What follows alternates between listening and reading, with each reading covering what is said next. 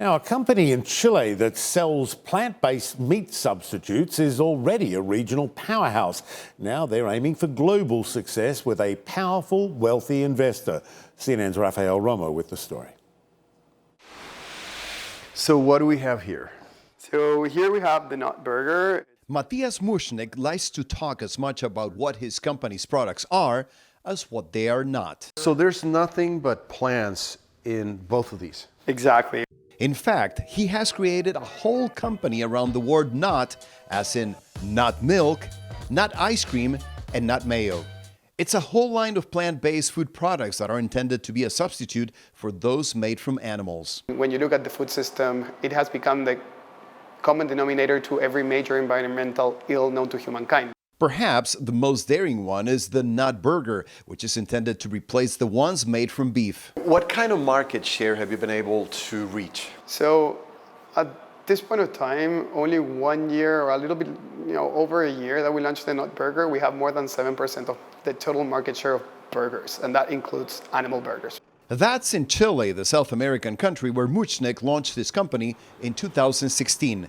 Not quite 6 years later, Nut Company now sells its products in 4 Latin American countries, including Argentina, Brazil, Colombia, and Mexico. It has also branched out to Canada and the United States. We started off with mayo in Chile, where basically we got 7% of market share in only 7 months of sales. And that's what really kind of caught the attention of the investment world. Investors like Jeff Bezos are behind a $370 million push that may allow Nut Company to expand to Europe and Asia. But not everybody is happy with Nutco's success.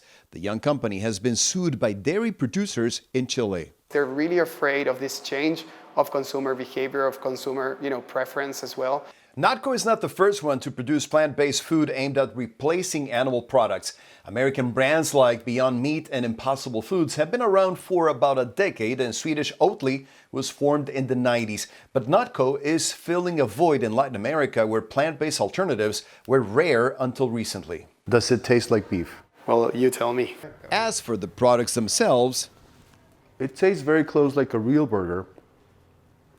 What is different from a burger is that the texture is very even. it's like the real thing, but not quite the real thing. What do you say to those who don't like what you're doing, who say that this is not real food, this is fake food, it's going to go nowhere? What's your answer to that? Well, I think my first answer would say, let's look at the numbers, right?